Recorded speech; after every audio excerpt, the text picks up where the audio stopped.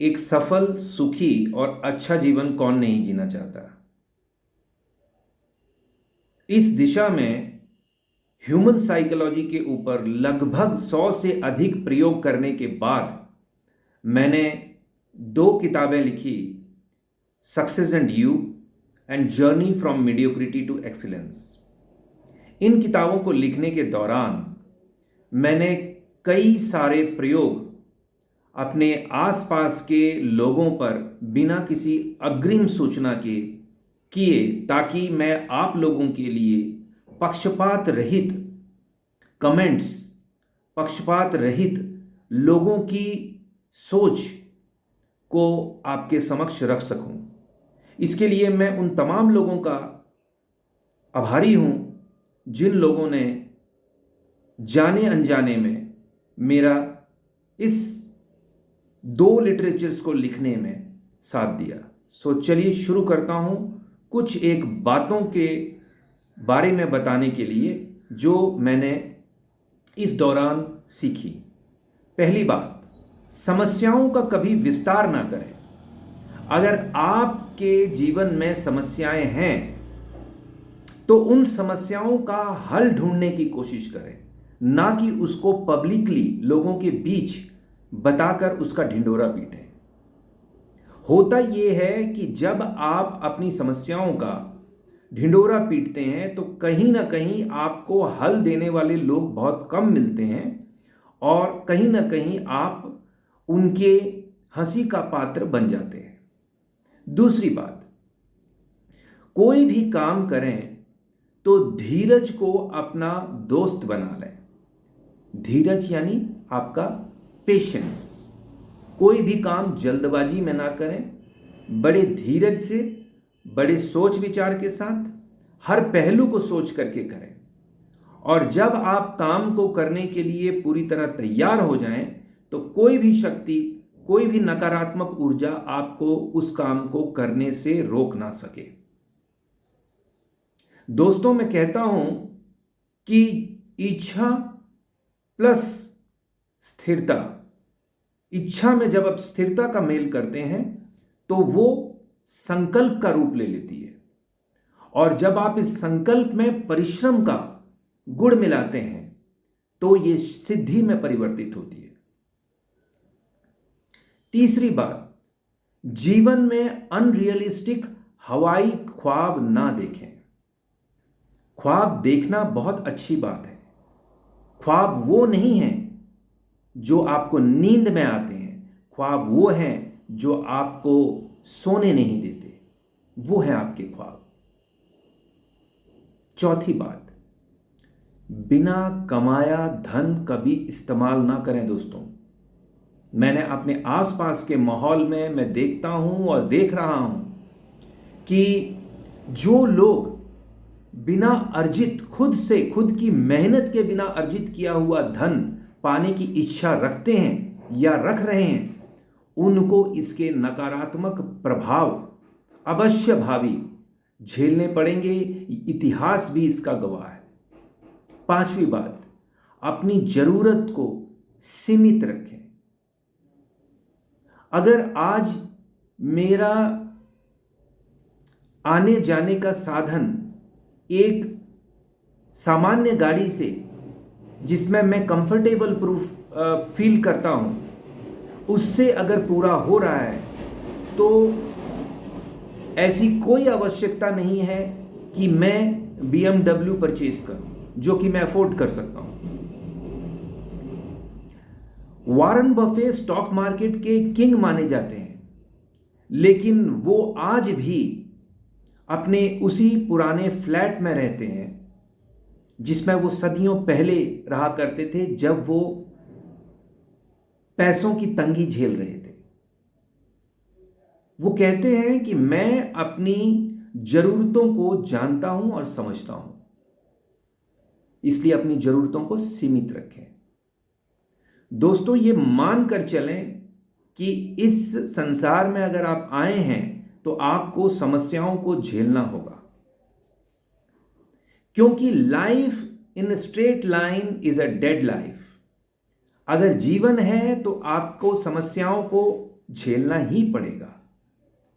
उसके बगैर आपका जीवन जीवन नहीं हो सकता।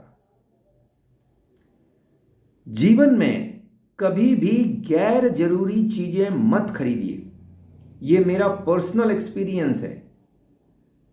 रॉबर्ट कियोसाकी ने अपनी किताब रिच डैड पुअर डैड में ये इस बात पर बहुत जबरदस्त खुलासा किया है कि अक्सर लोग एसेट खरीदने जाते हैं और लाइबिलिटीज खरीद करके ले आते हैं।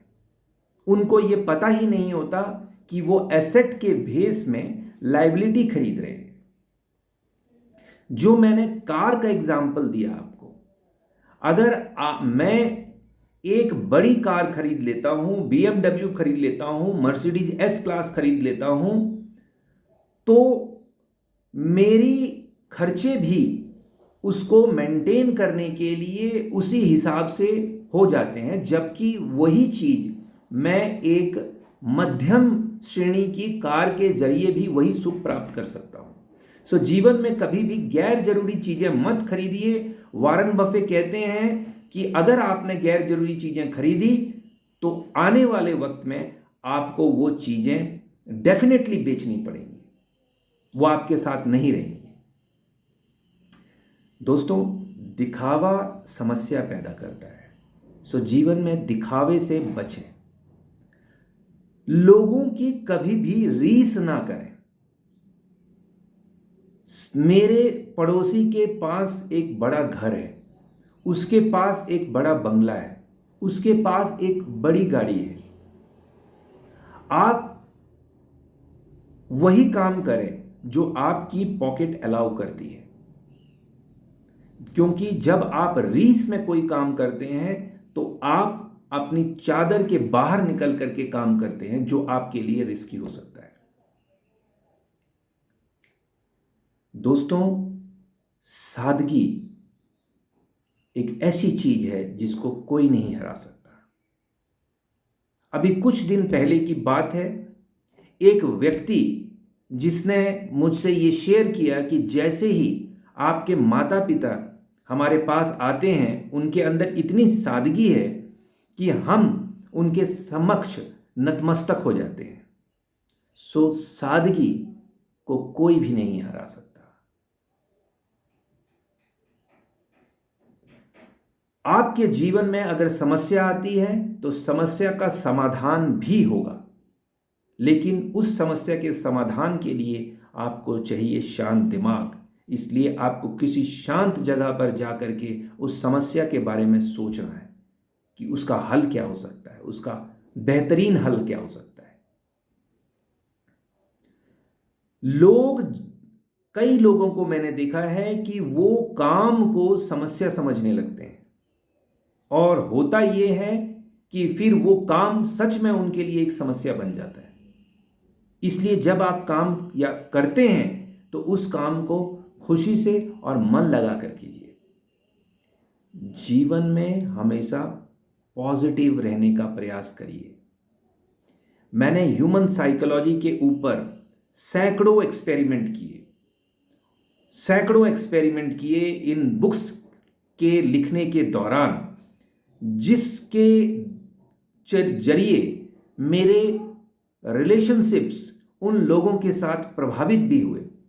पर कहते हैं कि बिना उचित मूल्य दिए आप अपने जीवन में कुछ नहीं पा सकते। तो मूल्य तो देना होगा मेरे दोस्त। जब तक आप उचित मूल्य नहीं पे करेंगे, तब तक आप उस चीज के हकदार भी नहीं बनेंगे। एक जबरदस्त बात बताता हूं। मैंने लगभग 5000 से ज्यादा पुस्तकों का गहन अध्ययन किया है, और ये मैं अपनी कोई प्रशंसा हेतु नहीं बता रहा हूं। मैं आपको यह बताना चाहता हूं कि अच्छा साहित्य भी एक बहुत बड़ा समाधान है। महात्मा गांधी से लेकर के नेल्सन मंडेला तक, जिन्होंने जेल में अपना ज्यादातर वक्त बिताया। नेल्सन मंडेला ने तो लगभग 20-21 साल का समय जो है वो जेल में, लगभग इससे भी ज़्यादा समय जेल में बिताया, और उस दौरान जो उनका बेहतरीन साथी उनका बेहतरीन साथी रहा वो था अच्छा साहित्य। आप अपने जीवन में हर कुछ अपनी गलतियों से ही नहीं सीख सकते, आपको दूसरों की बातों से भी सीख लेनी चाहिए। अच्छा साहित्य किसी व्यक्ति के जीवन का निचोड़ है और वो निचोड़ आपको 15 दिन 20 दिन के अध्ययन के सिर्फ दौरान ही मिल जाता है। सो इससे बड़ा सौभाग्य क्या हो सकता है। प्रकृति के साथ हमेशा अच्छा रिश्ता बना के रखिए। अगर आप नेचर के साथ जुड़े हुए हैं तो आपका ऑरा, आपकी एनर्जी आपके फेस के माध्यम से दिखेगी मेरे दोस्तों। ये आजमाया हुआ फैक्ट आपके साथ शेयर कर रहा हूं। पड़ोसी अगर शैतान भी हो तो उससे दुआ सलाम जारी रखें। इस पर मैं ज़्यादा डिटेल पर नहीं जाना चाहता क्योंकि इस पर भी मैंने बहुत साइकोलॉजिकल एक्सपेरिमेंट्स किए हैं। सो सिर्फ यही कहूँगा कि अगर आपका पड़ोसी शैतान भी हो तो भी उससे दुआ सलाम जारी रखें। देश के हित का हमेशा ध्यान रखें क्योंकि देश है तो आप हैं। ये समझ के रखिए, ये जान कर रखिए। टाटा समूह के चेयरमैन रतन टाटा एक बार शायद जर्मनी गए और वहाँ उन्होंने एक होटल में कुछ फूड ऑर्डर किया। Generally as a habit of Indians हम ज़रूरत से ज़्यादा खाना ऑर्डर करते हैं और कुछ खाना उनके टेबल पर बिना खाए रह गया। ऐसी स्थिति में जब वो बिल देने लगे तो बहुत सारे लोग जो उनके आसपास बैठे थे उनके टेबल की तरफ देखकर बात करने लगे। जब उनको इस बात का पता लगा कि वो ये कह रहे हैं कि इन्होंने इतना खाना जो है वेस्ट किया, तो उन्होंने कहा कि I am paying the bill, why are you bothering, why these people are bothering for this. तो उन लोगों का रिप्लाई था कि बिल तो आप जरूर पे कर रहे हो लेकिन ये फूड हमारे किसानों ने, हमारी धरती ने उगाया हुआ है, सो इसका नजायज, इसका वेस्टेज नहीं होना चाहिए। देखिए सोच का नजरिया, देखिए कितना बड़ा नजरिया है। नाजायज पैसा समस्या का मुख्य कारण है। जीवन में वही पैसा इस्तेमाल करें मेरे दोस्तों जो जायज तरीके से कमाया जाता है। शुद्ध आहार और शुद्ध व्यवहार, इन दोनों को अपने जीवन में अपना कर रखें। और फाइनली दान की प्रवृत्ति, मदद की प्रवृत्ति जरूर करें। मैं ऐसा नहीं कहता कि दान आपने हजारों लाखों रुपए का दान करना है। दान का मतलब कुछ भी हो सकता है, मदद का मतलब कुछ भी हो सकता है। जो आपका यथा योग्य हो, जो आपका कैलिबर हो, जो आपकी कैपेसिटी हो, जो परमात्मा ने आपको जिस समर्थ के अनुसार आपको बनाया हो, आप उसके अनुसार जो है दान और मदद कर सकते हैं।